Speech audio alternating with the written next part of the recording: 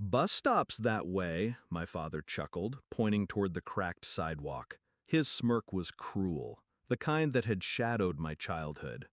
Behind him, my mother laughed too, nervous, hollow.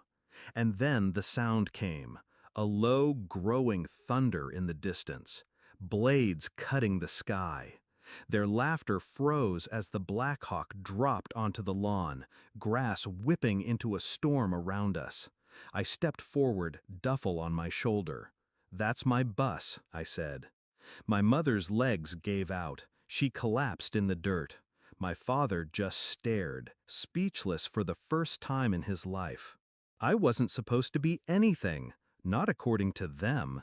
"You'll never make it," my father used to sneer when I stayed up late studying. "Why bother? Your brother's the smart one." Every word he spoke was a brick, heavy, meant to wall me in. My mother never defended me. She just looked away, as if silence was safer. I carried their doubt like a second skin. Even when I enlisted, they dismissed it. "Probably sweeping floors," my dad said. "Don't get yourself killed for nothing," my mom muttered. I said nothing, because silence, I learned, can sharpen into a weapon. It wasn't just their words, it was the way they treated me like a burden, not blood. When money was tight, they drained my savings, promised to pay me back. They never did. When I graduated boot camp, they didn't show up, but they posted online as if they had. The final betrayal came in a letter. My mother signed my name on a loan without asking. Debt in my blood, chains I didn't choose. Her excuse? We needed help. Family helps each other. But family, I realized, only meant something when I was the one bleeding for it. I could have confronted them, demanded an apology, but I knew how that would end. Mockery, gaslighting, blame. So I didn't shout, I didn't beg.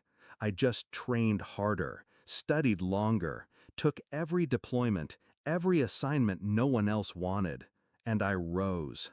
Ranks, clearances, connections. I carved a place in the world they swore would never take me. They thought I was nothing, so I became something they couldn't even imagine.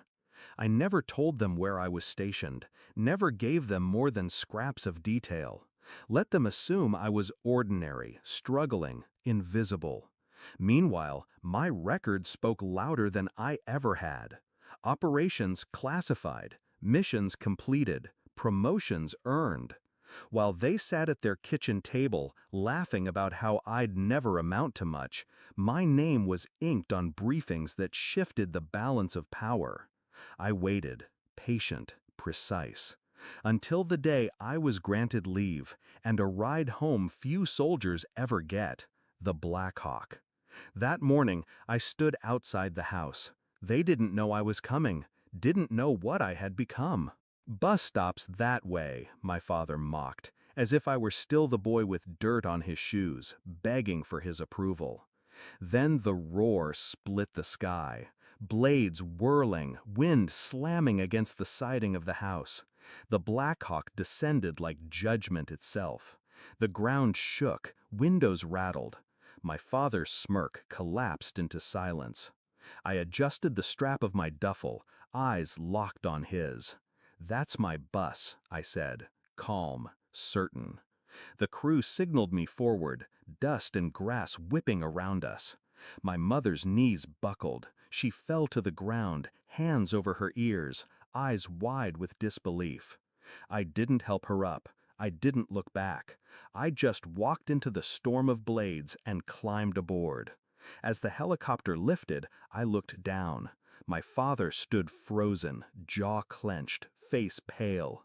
My mother rocked on her knees, crying, not from pride, but from the realization that everything they told me I'd never be, I had become.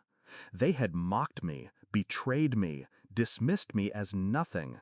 Now they watched, powerless, as I rose into the sky, untouchable. And in that moment, I understood revenge isn't always about destroying someone.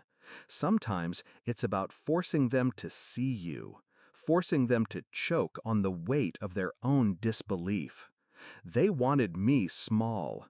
I became vast, and the echo of those blades shaking their little world apart was all the closure I would ever need.